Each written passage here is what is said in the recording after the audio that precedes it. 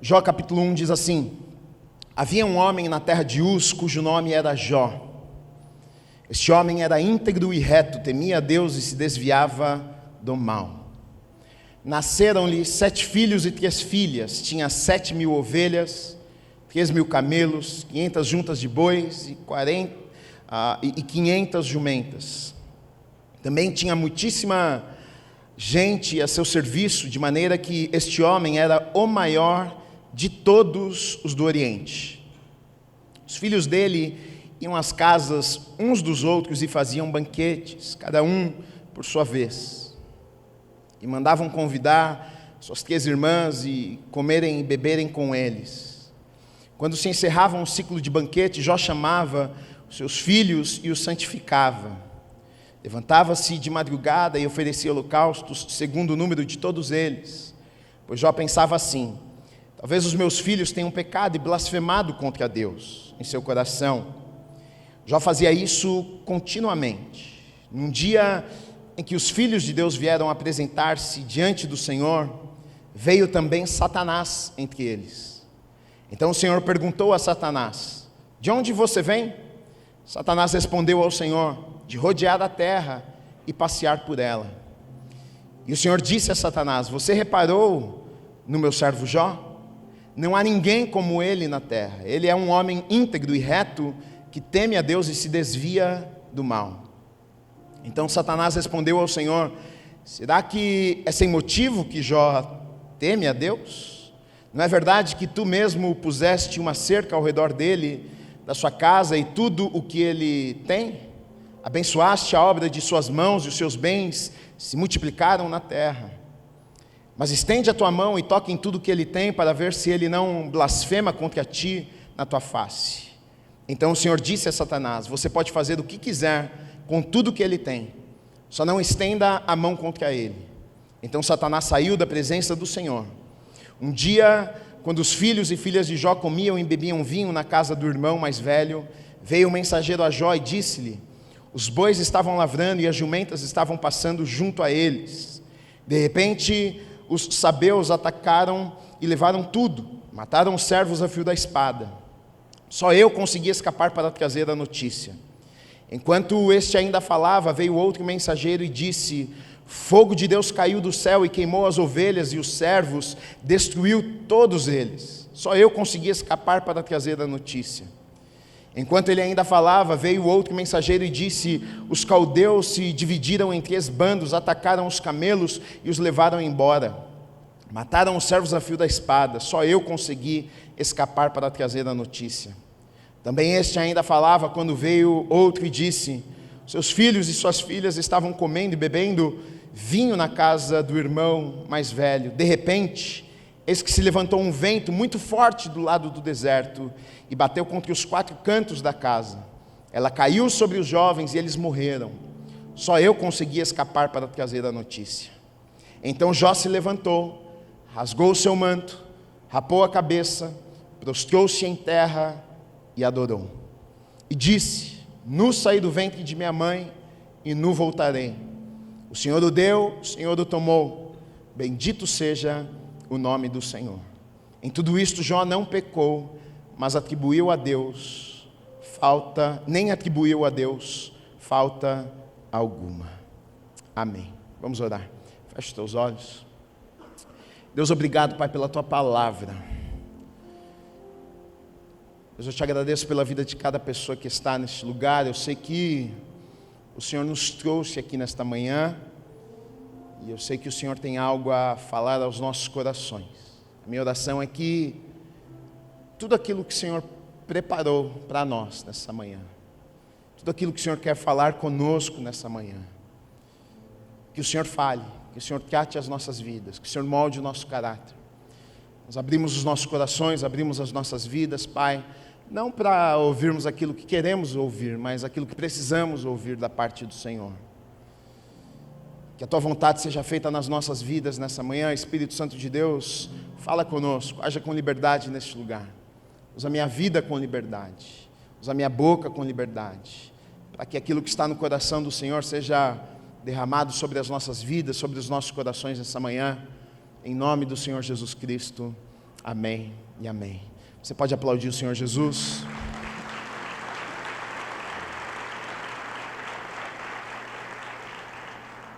Antes de entrar na história de Jó e das lições que eu quero tirar com vocês aqui dessa história, eu quero só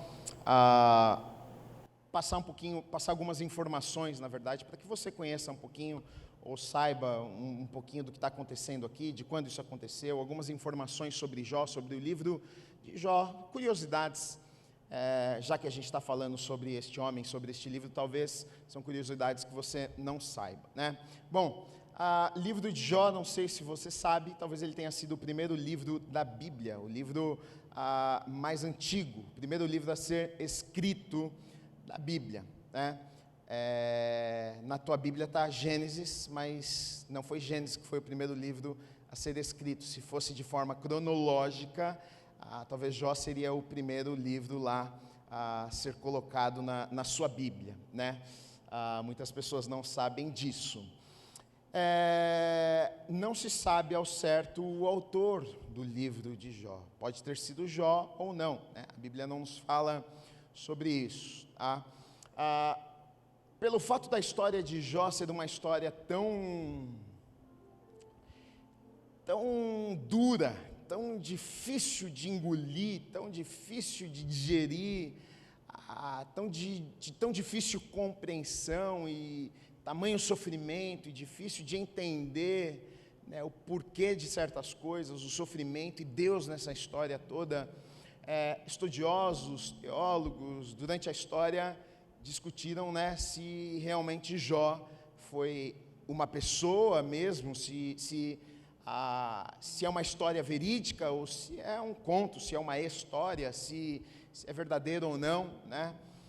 Mas, através da palavra de Deus, nós sabemos que sim, Jó foi uma pessoa e o que ele viveu é verdadeiro, porque em outros lugares da Bíblia a gente vai ver isso, né? Por exemplo, em Ezequiel, Deus fala sobre Jó como sendo uma pessoa.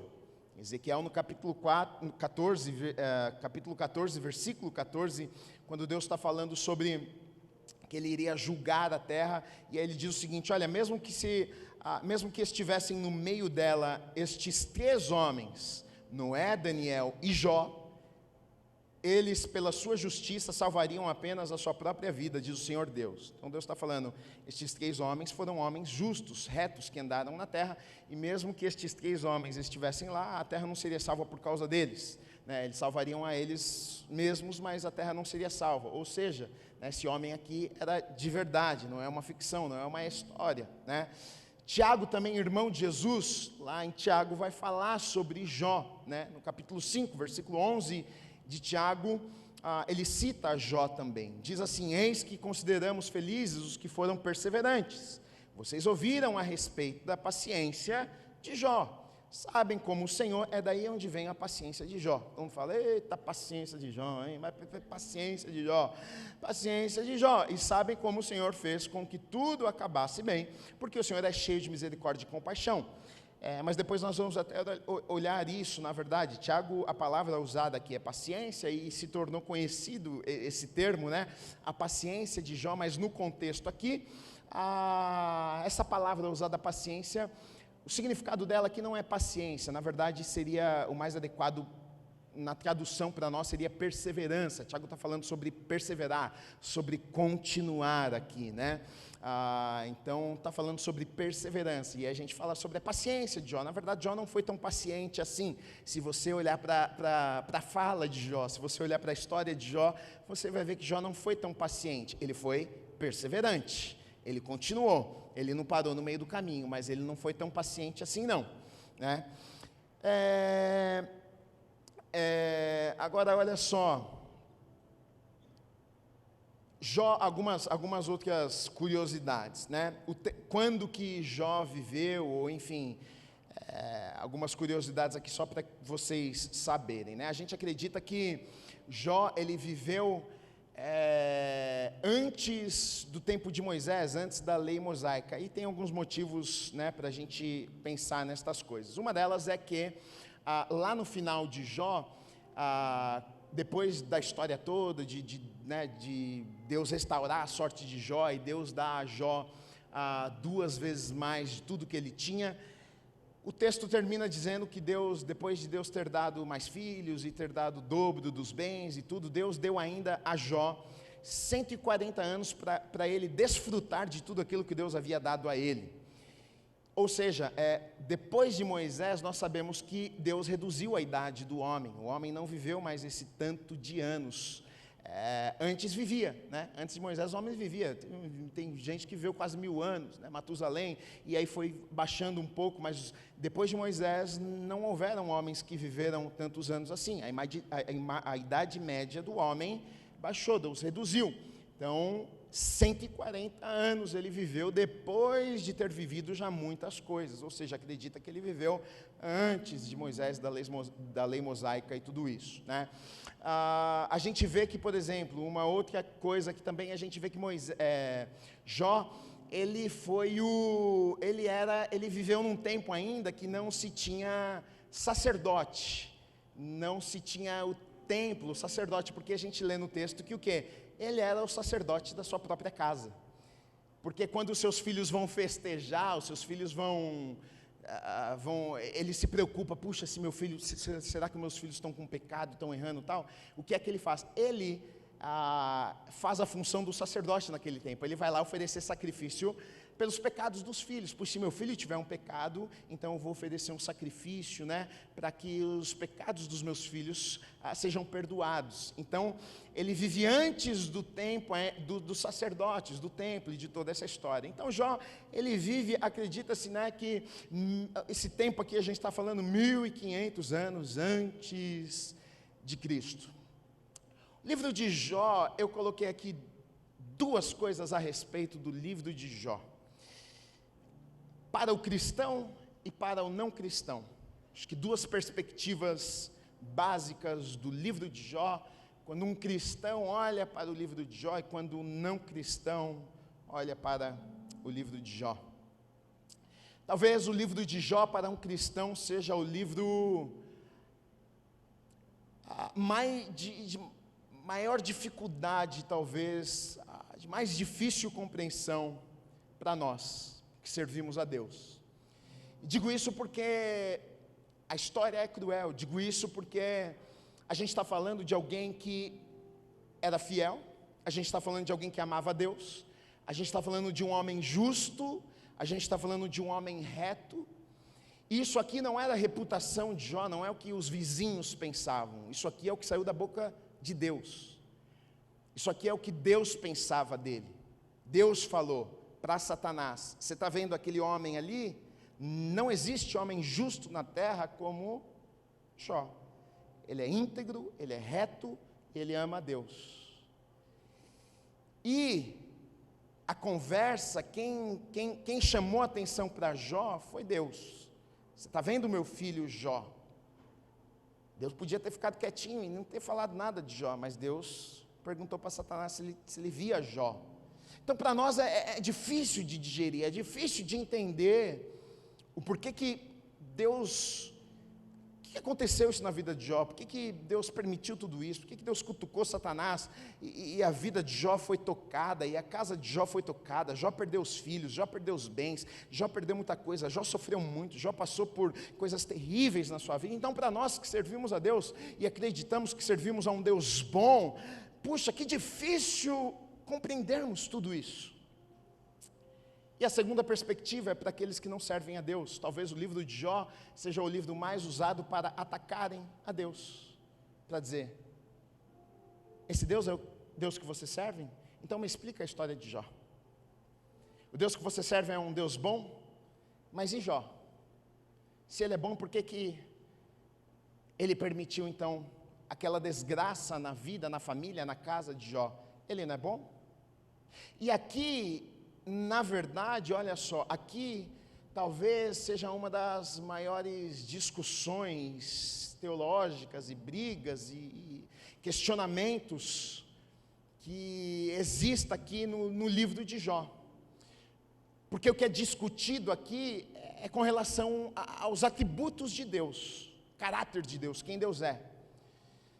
Porque a questão aqui é a seguinte: bom, Deus é todo-poderoso, Deus é bom. Não, não pode ser. Deus não pode ser estas duas coisas. Olhando para a história de Jó, Deus não pode ser estas duas coisas. Deus não pode ter estes dois atributos. Ele não pode ser onipotente, todo-poderoso, detentor de todo o poder, ou seja, fazer o que Ele quiser, e ao mesmo tempo ser bom. Ele não pode ter esses dois atributos. Por quê? Porque se Ele tem todo o poder, e numa situação como essa, num livro como o de Jó, nessa história, se Ele tem todo o poder para fazer o que Ele quiser fazer e não faz, Ele não é bom. Se Deus não é bom, porque se Ele tem o poder se Ele tinha o poder para impedir o diabo, Satanás, de tocar na família, na casa de Jó, e Ele não fez, é porque Ele não é bom. Agora, você pode até me dizer que Deus é bom, até posso concordar com você, Ele é bom, Ele pode ser bom, mas então Ele não é onipotente, porque Ele é bom e Ele viu aquela situação e disse: eu não posso fazer todas as coisas, tem coisa que eu não posso fazer. E aí então o diabo foi lá e tocou na vida de Jó, foi lá e fez aquela bagunça na casa de Jó. Então o grande conflito para nós é: nós cremos que Deus é bom, nós cremos na onipotência de Deus, Ele é todo poderoso, mas a grande questão é como é que isso funciona, porque se Ele é todo poderoso e Ele é bom, por que certas coisas acontecem? Por que coisas boas, coisas ruins acontecem a pessoas boas? Por que uma criança morre? Por que um justo morre de câncer?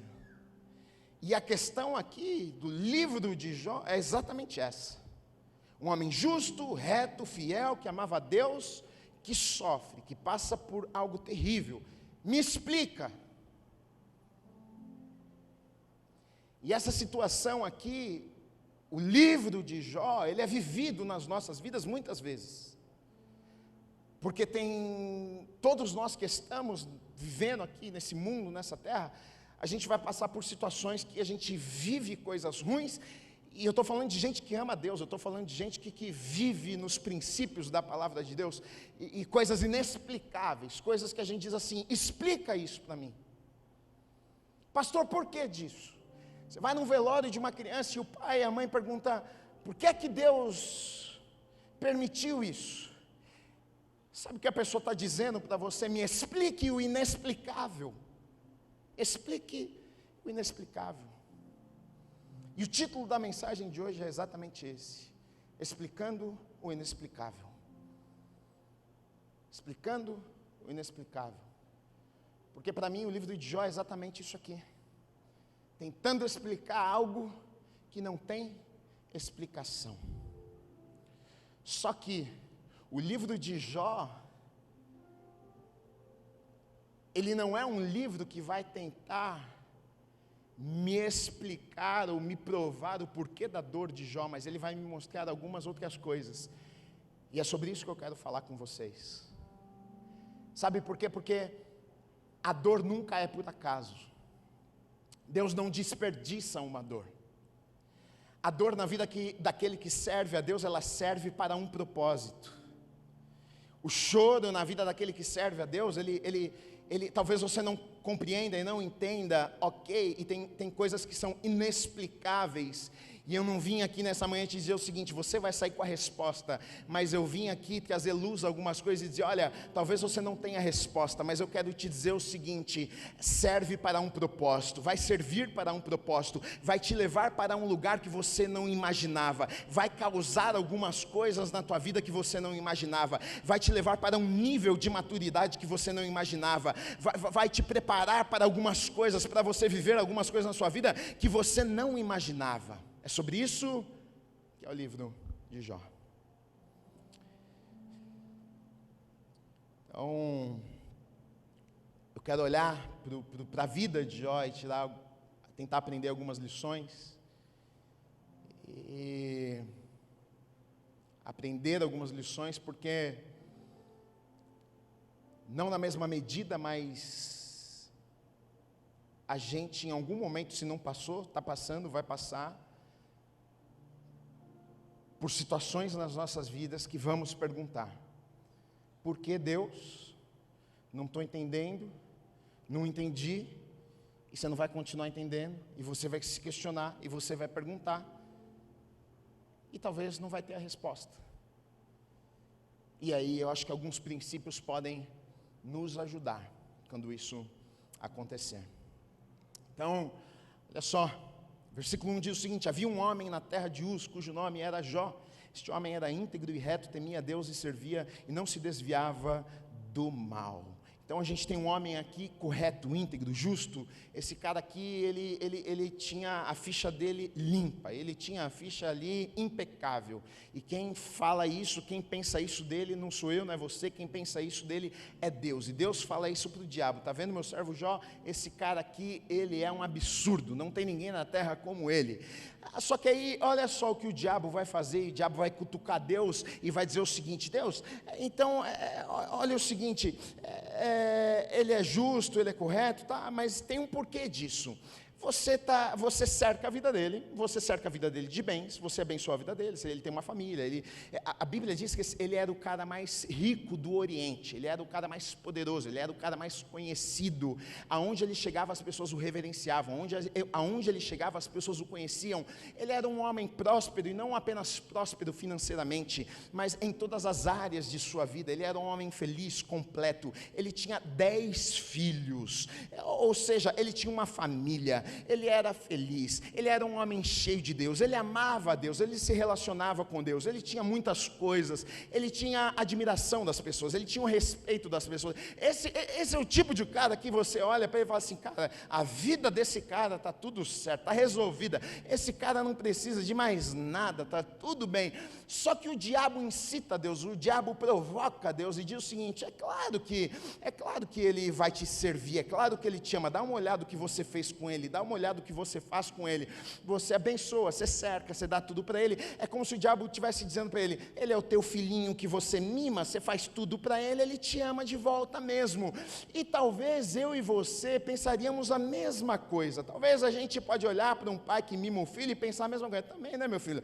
Como é que o pai trata você também? O carro que o pai te deu também, as coisas que o pai faz para vocês. Aí era o mínimo que você tinha que fazer, era colocar teu pai aqui, segurar papai na mão, era honrar a vida do teu pai mesmo. E é exatamente o que o diabo está dizendo, é o que Satanás está falando para Deus. Ele te honra, ele te ama, pelas coisas que você faz para ele. Mas olha só, o texto que nós lemos diz o seguinte, que Deus então diz: então, faz o seguinte, então eu vou permitir você tocar em tudo que Jó tem.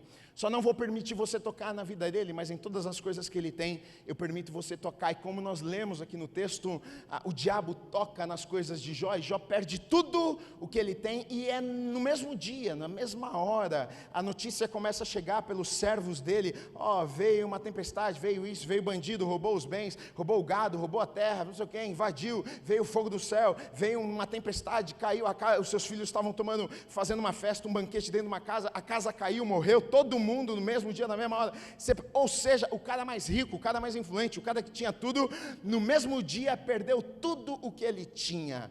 E o que o diabo, na verdade, queria mostrar para Deus é o seguinte: ele só te ama e ele só te serve pelas coisas que você dá a ele. Agora, no momento que ele perder essas coisas, pode ter certeza que ele também vai abandonar ao Senhor.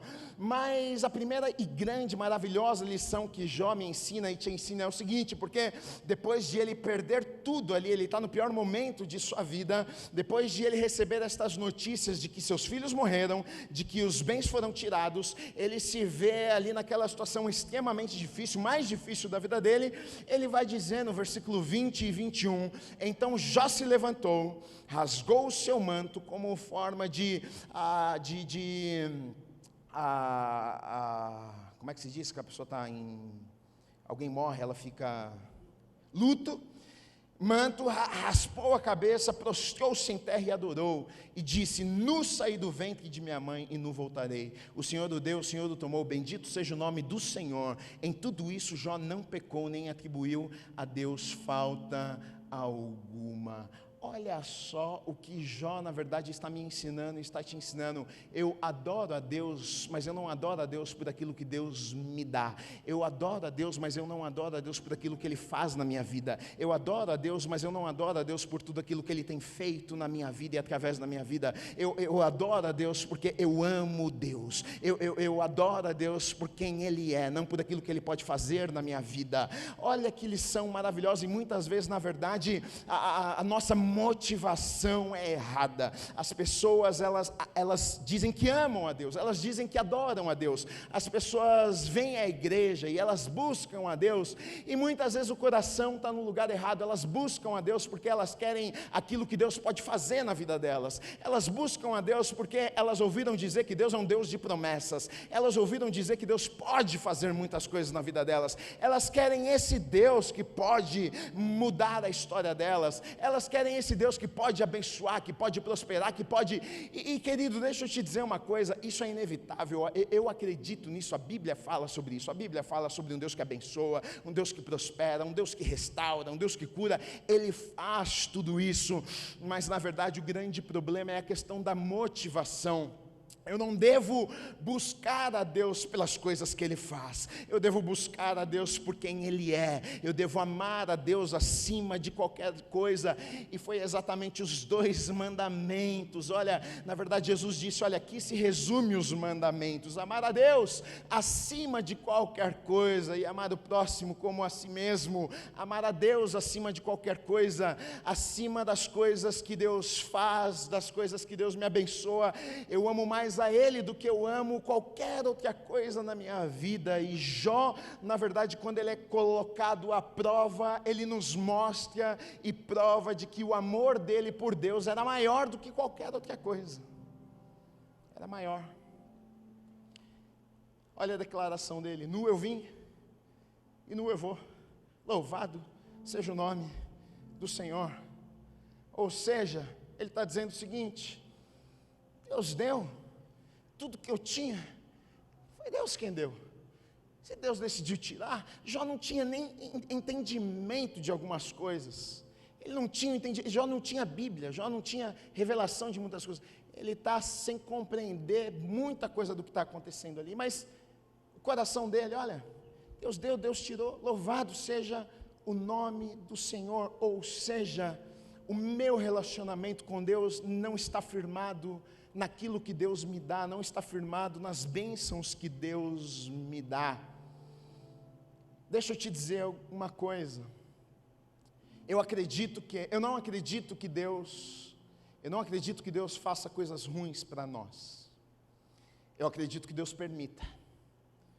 A vontade permissiva de Deus. Eu não acredito que Deus coloque a doença em alguém. Eu não acredito que Deus faça um mal a um filho.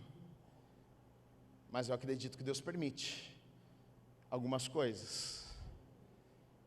E Deus permite algumas coisas, e quando Deus permite, não é para me destruir, mas para me fazer crescer. Porque tem coisas que nós descobrimos só quando passamos por crises nas nossas vidas. Você acha que você ama a Deus, e aí você perde as coisas e você descobre que você amava as coisas que Deus te dava e não a Deus. Eu achei que eu tinha um relacionamento com Deus. Foi só Deus tirar que você começou a praguejar contra Deus. Você amava o que Deus estava fazendo na tua vida. Você amava o que Deus tinha colocado sobre a tua vida. Você não amava o Deus que tinha colocado aquilo sobre a tua vida. Eu acredito que Deus, porque Deus sabe de todas as coisas, mas eu e você não sabemos. Eu acredito que Deus permita algumas coisas algumas vezes para que eu e você, para que a gente conheça o que está dentro dos nossos corações. E Ele nos dê a chance de mudarmos a rota, de nos arrependermos, e então nos aproximarmos ainda mais dEle.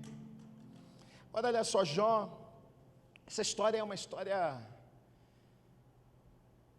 extremamente difícil, porque a gente pode tentar de alguma forma explicar e dizer assim, porque o final da história é feliz. O final da história, Jó, ele vai receber o dobro do que ele tinha. O final da história, Deus o abençoa, Deus restaura a sua sorte, ele recebe o dobro. E a gente pode tentar, de alguma forma, explicar, falar assim, não, mas olha, Deus abençoou, Deus deu. Mas isso é tentar explicar o inexplicável. Porque uma coisa não cobre outra. Um filho não toma o lugar do outro. Deus me deu um filho, mas o outro morreu. Esse filho não ocupa o lugar do outro. Não apaga o sofrimento, não me faz esquecer daquele que eu tinha e amava. Então não se explica, não adianta. E essa, na verdade, é uma das lições que Jó, na verdade, vai nos ensinar no livro dele. O que é? Jó, ele vai compreender algumas coisas. O que é que Jó compreende e que eu e você, na nossa caminhada cristã, precisamos entender? Não tente explicar o inexplicável. Tem coisas que não conseguimos explicar. Tem coisas que não teremos respostas. Tem questões, tem questionamentos, tem algumas coisas que nos acontecem que nós não teremos respostas aqui nessa terra, que a gente não sabe o porquê que aconteceu. Você pode perguntar para Deus e talvez Ele responda, talvez Ele não responda. E tem coisa que a gente não vai ficar sabendo, e não sei o porquê, e não sei, e não tem resposta. Mas Jó, ele compreende algo. Ele compreende que nem tudo ele precisa entender. Mas ele entende algo também. Olha a declaração dele no capítulo 42, no versículo 2. Olha o que ele diz. Depois de ele ter passado um longo processo de crise, de muitas perguntas e questionamentos para Deus, e Deus falar com ele muitas coisas, olha a declaração dele em Jó 42, versículo 2, bem sei, ou seja, ele chega à conclusão, ele sabe de alguma coisa, ele não sabia o porquê do sofrimento, mas algo ele sabe, ele chega à conclusão de alguma coisa, eu sei de alguma coisa, não sei tudo, mas alguma coisa eu sei, bem sei que tudo podes, e nenhum dos teus planos pode ser frustrado.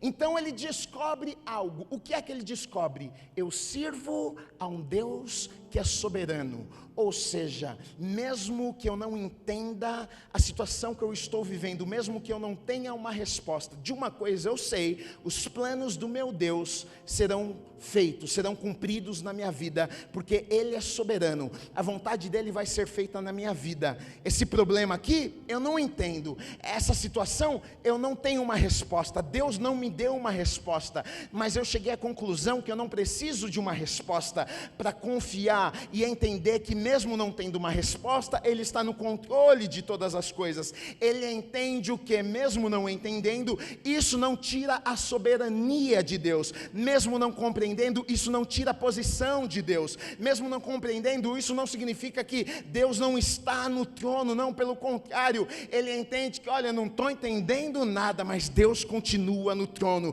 Deus continua soberano, a vontade de Deus ainda vai ser feita na minha vida. É isso que ele entende. Então, na verdade, a trajetória, a história de Jó, a vida dele, com a vida dele, ele vai mostrar para nós, ele vai ensinar para mim e para você que um verdadeiro cristão, ele vive pela fé. Ele vive pela fé. E se tem um cara que pode falar isso, é Jó. Porque a fé é o contrário de sentimentos e daquilo que vemos e das experiências humanas. É a fé. Fé é a certeza daquilo que esperamos, a convicção daquilo que não se pode ver. Isso é fé. As experiências humanas de Jó, a dor, as lágrimas, o sofrimento, ele está cercado de dor e de lágrimas. Além de ter perdido tudo, depois de ter perdido tudo, Satanás volta à presença de Deus e diz, olho por olho, né, Deus? Sabe como é? Ele perdeu tudo, mas o Senhor não deixou eu tocar nele. Se tocasse nele, ele ia abandonar o Senhor, ia virar as costas para o Senhor. Aí Deus fala, então pode tocar, só não tira a vida dele. A Bíblia nos conta que Jó, ele fica doente, úlceras por todo o seu corpo, de tal forma que ele se coça com pedaços de caco, de telha. As pessoas o abandonam, família abandonam. Os amigos chegam na presença de Jó e não conseguem nem falar com ele, de tão impactados com a imagem, com eles veem ali quando encontram Jó. Ficam uma semana ali, sentados ao lado de Jó, quietos com a situação de Jó. A esposa de Jó olha para ele e diz: amaldiçoa Deus e morre. Ou seja, não te sobrou mais nada, meu filho. Sobrou só você morrer. Amaldiçoa esse Deus que você serve, que ele não é bom, porque é o jeito que você está. E morre. Mas Jó não abandonou Deus. Jó não desistiu. Com tudo aquilo que ele está vivendo, com todas as dores, com os sentimentos, porque ele sentia dor, tristeza, angústia, amargura, terrível, terrível, terrível. Ele me mostra que um verdadeiro cristão não vive por isso, vive pela fé, convicção, certeza, não das coisas que se veem, mas que se esperam, não das que se veem, não das que se sentem, mas das que se esperam. Eu estou sentindo, mas eu não vivo pelo que eu sinto, eu vivo pelo que eu estou esperando. Eu estou com uma dor tremenda, mas eu não vivo por essa dor que eu estou vivendo. Eu vivo pelo que eu espero. Eu sei da promessa, eu sei do Deus que eu sirvo. Eu sei que Deus tem algo para mim. Eu sei que Deus está cuidando de mim. Mas o meu corpo diz que não. Mas os meus sentimentos dizem que não. As circunstâncias que me cercam dizem que não. Mas eu não vivo por aquilo que os meus olhos veem. Eu não vivo por aquilo que os meus sentimentos estão tentando me convencer. Eu vivo pela certeza que eu tenho, que Deus tem promessas, que Ele tem uma palavra, e é nessa palavra que eu apoio a minha vida. Jó, ele me ensina isso, ele coloca em prática o que Deus vai dizer a Abacuque, quando Deus está dizendo que iria julgar Judá, e Abacuque não está entendendo nada que Deus está falando, que iria julgar Judá, e levantar inimigos para destruir o povo de Deus, e Abacuque está lá tentando entender o que Deus está falando, e aí Deus olha para Abacuque e diz, Abacuque 2, capítulo 4, diz assim, Abacuque, deixa eu te contar uma coisa, o justo vive pela fé. Abacuque, o justo vive pela fé. O justo não vive por aquilo que os seus olhos podem ver, o justo não vive pelos sentimentos, o justo vive pela fé. Abacuque, você não está entendendo, não tem problema, você não precisa entender, continua caminhando, continua acreditando, porque o justo vive pela fé. E Jó, ele vive na prática essa palavra aqui de Abacuque, o justo vive pela fé. Estou sentindo, eu continuo. Não estou sentindo, eu continuo. Estou com dor, eu continuo. Estou sem dor, eu continuo. Estou triste, eu continuo. Estou feliz, eu continuo. Porque nada disso vai influenciar da maneira que eu vivo, porque o justo, e eu sou justo diante de Deus, eu vivo pela fé. Fé. Agora, a fé tem uns mitos, né? Tem gente que vai dizendo, Gui, então eu vivo pela fé. Então, já que eu sou uma pessoa de fé e eu vivo pela fé, então é o seguinte, então já que eu estou vivendo pela fé, eu não vou viver dores na minha vida. Quem disse? A fé não elimina os problemas da nossa vida. A fé não elimina as dores da vida. A fé não traz as respostas para muitos dos questionamentos que temos. Mas tem algumas coisas que a fé faz. A fé nos lembra de que Deus está no controle. A fé, ela me lembra, ela me traz a certeza de que eu não tenho explicação, mas puxa, é verdade, Deus está no controle, mesmo que eu não tenha explicação. Glória a Deus, graças a Deus por isso. Então eu continuo, estou sem entender, não tem problema que eu não estou entendendo, Deus está no controle, Ele sabe de todas as coisas, então eu posso continuar. Jó nos ensina que até o homem mais justo, ou o homem que se considera mais justo dessa terra, ele tem que se arrepender diante de Deus. O próprio Deus diz que ele era um homem justo, reto e íntegro, mas depois de Jó viver muitas coisas e ele ter experiências profundas com Deus, no capítulo 42, no versículo 6, olha o que Jó diz: por isso me abomino e me arrependo no pó e na cinza. Ele vê Deus de uma forma que ele não tinha visto antes, e isso faz ele enxergar ele mesmo.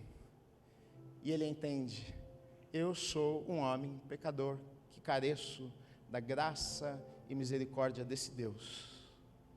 Por mais justo e correto que eu seja, não existe um homem justo que não precise se prostrar aos pés do Criador. Agora, Jó nos ensina que a dor na vida de alguém que anda com Deus, ela não é desperdiçada e ela não é jogada fora. Ela serve para um propósito. Se nós lermos no capítulo 42, dos versículos 1 a 5, isso aqui é o final da história. Olha o que diz. Então Jó respondeu, porque dos capítulos 4 ali, 3 até 37, 38, é Jó brigando com Deus, no sentido de questionando, não entendendo o que está acontecendo, por que disso, por que eu nasci, por que era melhor não ter nascido. Ele está numa crise com ele, está numa crise com Deus, porque ele fala: Deus, por que eu estou vivendo tudo isso? Ele não abandonou Deus, mas ele só está em crise, porque ele é gente como a gente, ele é como você e como eu, está aflito. E do capítulo 38 ali para frente, Deus começa a falar com ele, e se revelar a Jó. E começa a fazer perguntas, na verdade, para Jó, para que Jó pudesse meditar e pensar naquilo que Deus estava falando. Deus começa a fazer perguntas: Jó, onde é que você estava? Quando eu criei o céu, a terra, o mar, isso, aquilo, quando eu fiz isso e aquilo. E acho que Jó deve ter ficado pensando: ixi, eu não estava lá não, né? Onde é que você estava? Estava lá não. Deus estava dizendo para ele: eu sou o Deus Todo-Poderoso. E aí então, quando Jó ele compreende isso, então ele começa a declarar isso. Capítulo 42, de 1 a 5, ele diz o seguinte: então Jó respondeu ao Senhor e disse: bem sei que tudo podes, e nenhum dos teus planos pode ser frustrado. Tu perguntaste: quem é este que sem conhecimento encobre os meus planos? Na verdade, falei do que não entendia, coisas que são maravilhosas demais para mim, coisas que eu não conhecia. Disseste: escute, porque eu vou falar, farei perguntas e você me responderá. Aí Jó no versículo 5 diz assim: eu te conhecia só de ouvir falar, mas agora os meus olhos te veem. Olha só, a crise, o choro na vida daqueles que andam com Deus servem para um propósito. Não tem uma lágrima que cai do seu olho que é desperdiçada. Pode ter certeza disso. Pode ter certeza disso. Não tenho dúvida disso. Olha o que ele diz: bem sei que tudo podes, tudo podes. Olha a conclusão que ele chega por causa da crise que ele passa. Ele passa algo terrível, mas ele chega à conclusão do seguinte: o Senhor pode todas as coisas, o Senhor é soberano. Não tem nada que o Senhor não possa fazer, realizar. Está no controle de todas as coisas. Ou seja, o que é que Jó está dizendo? Eu conheço o Senhor agora de uma forma que eu ainda não conhecia. Eu experimentei o Senhor de uma forma que eu ainda não tinha experimentado antes. É isso que ele está dizendo para Deus. Nenhum dos teus planos podem ser frustrados. O Senhor é todo poderoso, é o que ele está dizendo. O Senhor tem o poder para cumprir aquilo que o Senhor fala, a vontade do Senhor. Ele declara dizendo o seguinte: olha, eu falei um monte de coisa que não cabia a mim, eu falei um monte de coisa que não era do meu entendimento. Olha a conclusão que ele chega: Deus, eu entendi. Ele entendeu Isaías 55, 8 e 9. Ele entendeu que os caminhos do Senhor são mais altos que os pensamentos. Ele entendeu o quê? Que não adianta querer entender muitas vezes a mente do Senhor, os caminhos de Deus. Ele entendeu que nem tudo dá para se entender. Ele chega à conclusão que tem coisa que não dá, não tem resposta, que não... Tolice. Foi isso que ele entendeu, e ele disse: Deus, eu fui tolo, olha, falei coisas que não cabem a mim, que vão além do meu entendimento. São coisas inexplicáveis. Eu entendi que eu não preciso compreender todas as coisas para confiar no Senhor. E aqui, na verdade, essa última declaração de Jó, eu vejo que é o maior propósito, talvez, no livro todo de Jó, se cumpre aqui nessa frase. E ele diz: olha, antes eu te conhecia de ouvir falar, mas agora os meus olhos te veem. Ou seja, olha o que ele está dizendo para Deus: eu conheço um Deus que eu não conhecia antes. Isso que eu vivi, as experiências que eu tive, me permitiram conhecer um Deus que eu ainda não conhecia, que eu ainda não tinha experimentado. Deixa eu dizer uma coisa para você: a crise, a dificuldade, o choro, os momentos de adversidade nas nossas vidas, muitas vezes faz isso comigo e com você. Nos permite vermos um Deus que a gente ainda não tinha visto. Nos permite experimentar um Deus que a gente ainda não tinha experimentado. Eu já falei isso antes aqui, eu de verdade acredito nisso. Olha só, todos nós sabemos e cremos que Deus, através da palavra, que Deus é um Deus que cura. Você crê nisso? Crê. Uma coisa é você acreditar porque você ouviu, você leu na Bíblia que isso é verdade. Uma coisa é você chegar no médico e ele falar para você: você tem 1 mês de vida. E você vem ao culto e você ora e você diz: Deus, eu creio que o Senhor é um Deus que cura.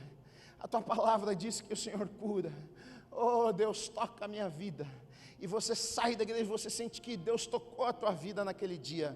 E você vai no médico e você faz um exame, e o médico fica ali desconcertado e manda repetir o exame. E você repete o exame e mais uma vez ele fala: não, espera um pouquinho, vamos fazer um outro exame, acho que o aparelho está com problema, vamos fazer no outro aparelho agora. Aí ele manda você fazer no outro aparelho, e você faz 8 vezes o exame e ele não encontra nada. Deixa eu dizer uma coisa: você conhece um Deus que você não conhecia antes. Você agora vê um Deus que você não via antes. Você sabia que Ele curava, mas uma coisa é você saber, uma coisa é você experimentar. A crise faz isso com a gente. Uma coisa é você saber que existe um Deus que é o Deus da provisão. Você nunca precisou desse Deus da provisão, nunca te faltou nada. Uma coisa, meu irmão, é um dia você levantar e teu filho te pedir algo para comer, e você não ter o que dar de comer para ele, e aí então uma pessoa bate na tua porta e fala assim: olha, eu estava orando hoje de manhã e eu senti que Deus mandou bater na tua porta e te trazer um saco de pão e um pacote de manteiga. Uma coisa é você saber através da palavra, uma coisa é o pastor te contar, uma coisa é você viver. Você vê um Deus que você não tinha visto antes, e é exatamente o que Jó está dizendo aqui: antes eu sabia, mas agora eu te vejo, agora eu experimentei, agora eu sei quem o Senhor é.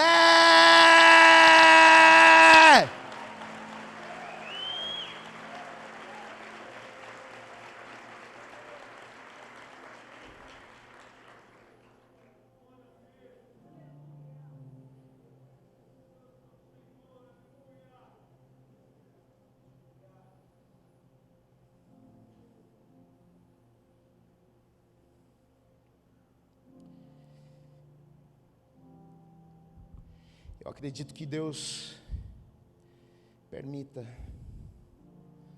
algumas crises, porque o maior propósito dele nas nossas vidas é que os nossos corações estejam grudados com o coração dele. Coisa mais importante. E eu acredito que, se for preciso, ele vai permitir alguns probleminhas e algumas crises para ganhar os nossos corações, para que a gente o veja de uma forma que a gente ainda não tinha visto, de uma forma que a gente ainda não tinha o experimentado.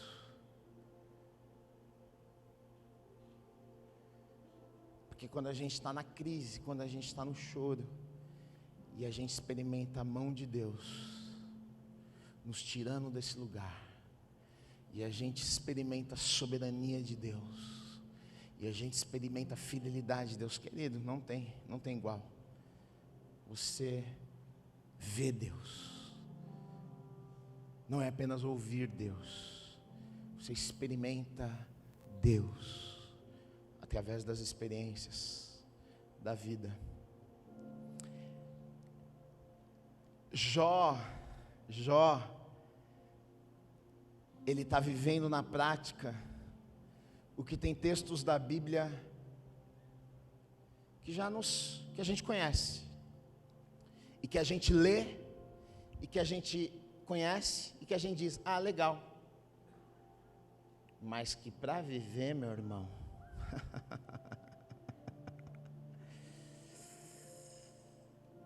é indigesto, é difícil. Jesus disse o seguinte: se um homem, se a tua mãe, se teu pai, se teu irmão, se tua irmã, tua tia, teu tio, for mais importante do que eu sou para você, você não é digno de ser meu discípulo. Jesus disse isso. E Jó está vivendo isso na prática. E ele mostra que ele é digno de ser discípulo, porque ele perde todo mundo. E ele diz: o Senhor é a pessoa mais importante da minha vida.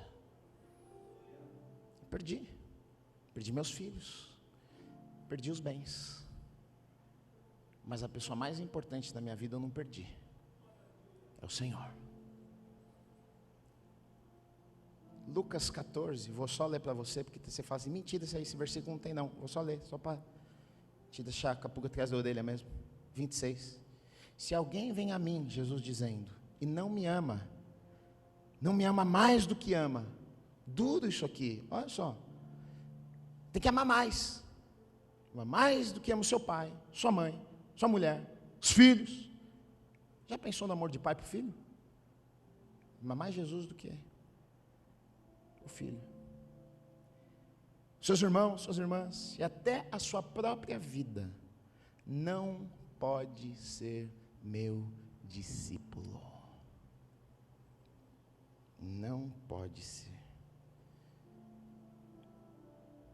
Ele não é bonzinho aqui. Ele não diz, vou pensar no teu caso. Ele diz, não pode ser. Ou seja, aqui se cumpre, aqui é o resumo dos mandamentos, dos maiores mandamentos. Quando os religiosos perguntam, Jesus, qual é o maior mandamento? Ele fala, não vou falar todos não, quer que eu resumo em 2? Amar a Deus acima de todas as coisas, amar o teu irmão como a si mesmo. Está aqui. Amar a Deus acima de todas as coisas. Todas as coisas são todas as coisas, não são algumas coisas. E Jó, ele vive isso aqui, ó, na pele.